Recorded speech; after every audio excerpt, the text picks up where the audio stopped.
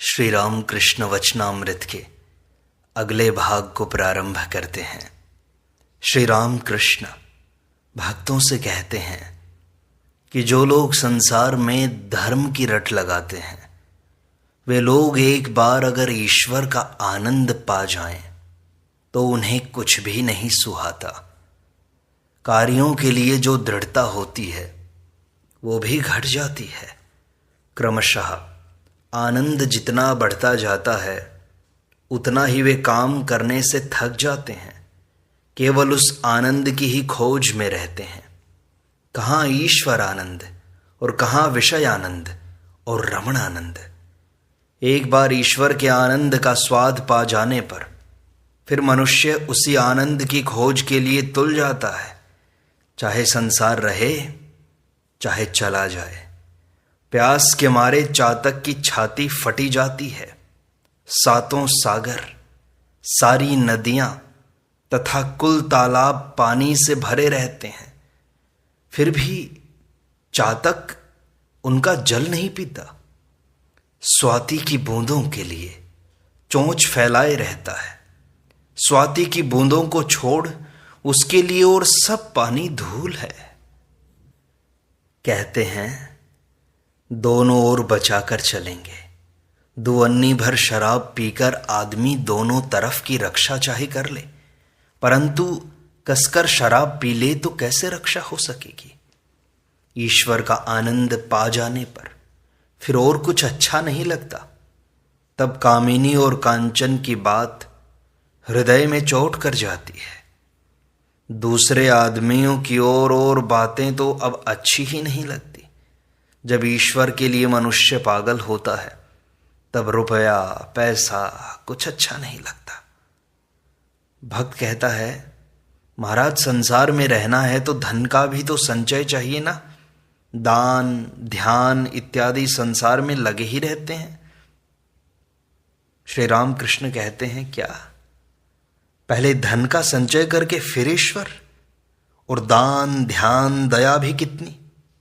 अपनी लड़की के विवाह में हजारों रुपयों का खर्चा और पड़ोसी भूख से मरता है, उसे मुट्ठी भर अन्न देते कलेजा चिर जाता है। संसारी मनुष्य दान भी बड़े हिसाब से करते हैं। लोग खाने को नहीं पाते तो क्या हुआ, मरे या बचें, मैं और मेरे घर वाले बस अच्छे रहें, बस इतना ही। सब जीवों पर दया, उनका जवानी जमा खर्च है बस। भक्त कहते हैं संसार में अच्छे आदमी भी तो हैं महाराज। पुंडरीक विद्यानिधि चैतन्य देव के शिष्य थे, ये संसार में ही तो थे। श्री राम कृष्ण कहते हैं उसके गले तक शराब आ गई थी। अगर थोड़ी सी और पीली होती तो फिर संसार में नहीं रह सकता था। शराब जानते हो कौन सी?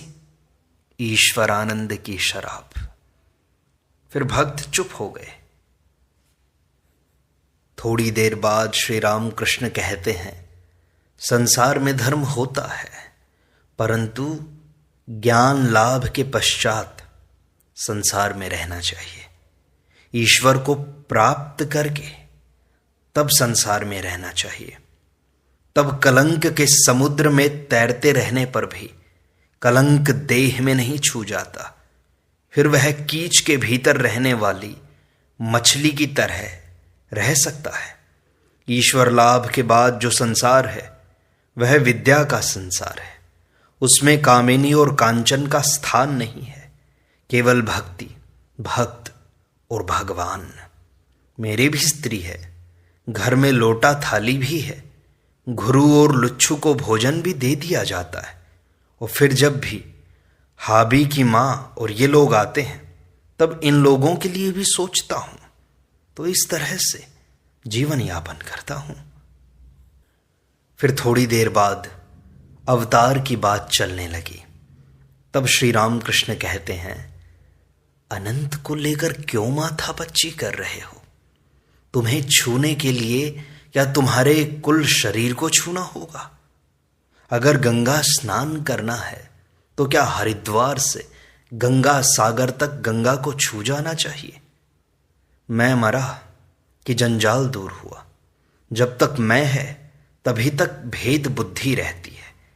मैं के जाने पर क्या रहता है यह कोई नहीं कह सकता। मुख से यह बात नहीं कही जा सकती। जो कुछ है बस वही है। तब कुछ प्रकाश यहां हुआ है और बचा कुचा वहां। यह कुछ मुख से नहीं कहा जाता। सच्चिदानंद सागर है, उसके भीतर मैं रूपी घट है। जब तक घट है तब तक पानी के दो भाग हो रहे हैं। एक भाग घट के भीतर है, एक बाहर है। घट फूट जाने पर एक ही पानी हो जाता है। यह भी नहीं कहा जा सकता, कहे कौन। फिर श्री राम कृष्ण भक्त से कहते हैं कि तुम तो यहां आनंद में हो ना अभी। भक्त कहता है, कहाँ महाराज, यहां से उठे नहीं कि फिर ज्यों का त्यों रह जाता है। इस समय अच्छी ईश्वर की उद्दीपना हो रही है। श्री राम कृष्ण कहते हैं, जूते पहने रहो तो कांटों के वन में कोई भय नहीं रहता। ईश्वर ही सत्य है और सब कुछ अनित्य है। इस बोध के रहने पर कामिनी और कांचन का फिर कोई भय नहीं रह जाता। फिर भक्त गिरीश श्री रामकृष्ण से पूछते हैं, महाराज एकांगी प्रेम क्या चीज है। श्री रामकृष्ण समझाते हैं, इसका अर्थ है केवल एक और से केवल प्रेम। उदाहरणार्थ, पानी बतख को ढूंढने नहीं जाता, वरन बतख ही पानी को चाहता है। प्रेम और भी कई प्रकार के होते हैं, जैसे साधारण, समंजस और समर्थ। पहला जो साधारण प्रेम है, उसमें प्रेमी केवल अपना ही सुख देखता है। वह इस बात की चिंता नहीं करता कि दूसरे व्यक्ति को भी उससे सुख है या नहीं। इस प्रकार का प्रेम चंद्रावली का श्री कृष्ण के प्रति था। दूसरा प्रेम जो सामंजस्य रूप होता है, उसमें दोनों एक दूसरे के सुख के इच्छुक होते हैं। यह एक ऊंचे दर्जे का प्रेम है। परंतु तीसरा प्रेम सबसे उच्च है। इस समर्थ प्रेम में प्रेमी अपनी प्रेमिका से कहता है, तुम सुखी रहो, मुझे चाहे कुछ भी हो। राधा में यह प्रेम विद्यमान था। श्री कृष्ण के सुख में ही उन्हें सुख था। गोपियों ने भी यह उच्च अवस्था प्राप्त कर ली थी। जानते हो गोपियां कौन थी? श्री रामचंद्र जी उस घने जंगल में घूमते थे जिसमें 7,000 ऋषि रहते थे। वे सब श्री राम जी को देखने के लिए बड़े उत्सुक थे। उन्होंने उन सब पर एक दिव्य दृष्टि डाल दी। कुछ पुराणों का कथन है कि बाद में वे ही सब ऋषि वृंदावन में गोपियों के रूप में अवतीर्ण हुए। भक्त पूछता है, महाराज अंतरंग किसे कहते हैं? श्री रामकृष्ण कहते हैं, मैं एक उदाहरण देकर समझाता हूं। एक सभा मंडप में भीतर भी खंबे होते हैं और बाहर भी। अंतरंग भीतर वाले खंभों के सदृश हैं, जो सदैव गुरु के समीप रहते हैं। वे अंतरंग कहलाते हैं। ज्ञानी अपने लिए न तो ईश्वर का रूप चाहता है, न ही अवतार। श्री रामचंद्र जी जब वन में घूम रहे थे तो उन्होंने कुछ ऋषियों को देखा। ऋषियों ने बड़े स्नेह से उनका अपने आश्रम में स्वागत किया और कहा, प्रभु आज तुम्हारे दर्शन प्राप्त करके हमारा जीवन कृतकृत्य हो गया। पर हम जानते हैं कि तुम दशरथ के पुत्र हो। भरद्वाज तथा अन्य ऋषि तुमको ईश्वरीय अवतार कहते हैं, पर देखो हमारा दृष्टिकोण वह नहीं है। हम तो निर्गुण निराकार सच्चिदानंद का ध्यान करते हैं। श्री राम यह सुनकर प्रसन्न हुए और मुस्कुरा दिए। ओह, मुझे भी कैसी कैसी मानसिक परिस्थितियों में से होकर गुजरना पड़ा। मेरा मन कभी कभी निराकार परमेश्वर में लीन हो जाता था। कितने ही दिन मैंने इस अवस्था में बिताए। मैंने भक्ति और भक्त का भी त्याग कर दिया था। मैं जड़वत हो गया था। मुझे अपने सिर तक का ध्यान नहीं था। मैं मरणासन्न हो गया था। तब तो मैंने रामलाल की चाची को अपने पास रखने का सोचा था। मैंने अपने कमरे से सभी चित्रों को हटाने के लिए कह दिया। जब मुझे बाह्य ज्ञान प्राप्त हुआ तब मेरा मन उस अवस्था से उतरकर साधारण अवस्था पर आ गया। तो मुझे ऐसा अनुभव हुआ कि मानो एक डूबते हुए मनुष्य के समान मेरा दम घुट रहा हो। अंत में मैंने अपने मन से कहा, मैं तो लोगों का अपने पास रहना भी नहीं सह सकता हूं, फिर मैं जीवित कैसे रहूंगा भला। तब मेरा मन एक बार फिर भक्ति और भक्त की ओर झुक गया। मैं लोगों को यही लगातार पूछता था कि मुझे क्या हो गया है। भोलानाथ ने मुझसे कहा, आपकी इस मानसिक स्थिति का वर्णन महाभारत में है। समाधि अवस्था से उतरने के बाद फिर भला मनुष्य कैसे रह सकता है। निश्चय ही उसे ईश्वर भक्ति की आवश्यकता होती है तथा ईश्वर भक्तों का संग, नहीं तो वह अपना मन किस बात में लगाएगा। महिमाचरण श्री राम कृष्ण से कहते हैं, महाराज, क्या कोई व्यक्ति समाधि की अवस्था से फिर साधारण सांसारिक अवस्था पर आ सकता है क्या? श्री राम कृष्ण महिमाचरण से धीरे से कहते हैं, मैं तुम्हें एकांत में समझाऊंगा। केवल तुम ही इस योग्य हो कि तुमसे कहा जाए। कुंवर सिंह ने भी मुझसे यही प्रश्न किया था। तुम जानते हो कि जीव और ईश्वर में बड़ा अंतर है।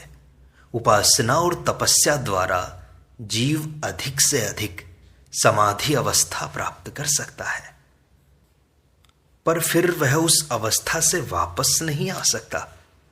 परंतु जो ईश्वर का अवतार होता है वह समाधि अवस्था से नीचे उतर भी सकता है। उदाहरणार्थ, जीव उसी प्रकार का है जैसे किसी राजा के यहाँ एक अफसर। वह राजा के 7 मंजिला महल में अधिक से अधिक बाहर के दरबार तक जा सकता है, परंतु राजा के लड़के की पहुंच 7 मंजिलों तक होती है और वह बाहर भी जा सकता है। यह बात प्रत्येक आदमी कहता है कि समाधि की अवस्था से फिर कोई लौट नहीं सकता। अगर ऐसी बात है तो शंकर तथा रामानुज जैसे महात्माओं के बारे में तुम कहोगे क्या? उन्होंने विद्या का मैं रख लिया था। महिमाचरण कहते हैं, हाँ, यह बात सचमुच ठीक है, नहीं तो वे इतने बड़े ग्रंथ कैसे लिख सकते थे। श्री राम कृष्ण कहते हैं, और देखो, प्रहलाद, नारद तथा हनुमान जैसे ऋषियों के उदाहरण भी हैं। उन्होंने भी समाधि प्राप्त कर लेने के बाद भक्ति रखी थी। महिमाचरण कहते हैं, हाँ महाराज, ये बात भी ठीक है। श्री राम कृष्ण कहते हैं, बहुत से लोग ऐसे होते हैं कि वे दार्शनिक वाद विवाद में ही पड़े रहते हैं और अपने को बहुत बड़ा समझते हैं। शायद वे थोड़ा बहुत वेदांत भी जान लेते हैं, परंतु यदि किसी मनुष्य में सच्चा ज्ञान है तो उसमें अहंकार नहीं हो सकता। अर्थात समाधि अवस्था में यदि मनुष्य ईश्वर से एक रूप हो जाए तो उसमें अहंकार नहीं रह जाता। समाधि के बिना सच्चा ज्ञान असंभव है। समाधि में मनुष्य ईश्वर से एक हो जाता है, फिर उसमें अहंकार नहीं रह जाता। जानते हो यह किस प्रकार से होता है? देखो, जैसे दोपहर को सूरज बिल्कुल ठीक सिर पर होता है, उस समय यदि तुम अपने चारों ओर देखो तो तुम्हें अपनी परछाई नहीं दिखाई देगी। इसी प्रकार तुम में ज्ञान अथवा समाधि प्राप्त कर लेने के बाद अहंकार की परछाई नहीं रह जाती। परंतु यदि तुम किसी में सत्य ज्ञान प्राप्ति के बाद भी अहंकार का भास देखो तो समझ लो कि या तो यह विद्या का मैं है, अथवा भक्ति का मैं, अथवा दास मैं, वह अविद्या का मैं नहीं होता। फिर यह भी समझ लो कि ज्ञान और भक्ति दोनों समानांतर मार्ग हैं। इनमें से तुम किसी का भी अनुसरण करो, अंत में पहुंचोगे ईश्वर पर ही। ज्ञानी ईश्वर को एक दृष्टि से देखता है और भक्त दूसरी से। ज्ञानी का ईश्वर तेजोमय है और भक्त का ईश्वर रसमय है। भवनाथ श्री राम कृष्ण के पास ही बैठे ये सब बातें सुन रहे थे। भवनाथ श्री राम कृष्ण से कहते हैं, महाराज क्या मैं एक प्रश्न पूछूं आपसे? चंडी को मैं ठीक से नहीं समझ सका। उसमें ऐसा लिखा है कि जगदम्बा सब जीवों का संहार करती है, इसका क्या अर्थ है महाराज? श्री रामकृष्ण कहते हैं, यह सब उनकी लीला है। यह विचार मेरे मन में भी आया करता था, पर बाद में मैं समझ गया कि यह सब माया है। उत्पत्ति और संहार ईश्वर की माया है। फिर अगले दिन हाजरा महाशय से अहंकार की बात होने लगी। किसी कारण से दक्षिणेश्वर के काली मंदिर से हाजरा को चले जाना पड़ा था। नरेंद्र कहते हैं, हाजरा अब मानता है कि उसे अहंकार हो गया था।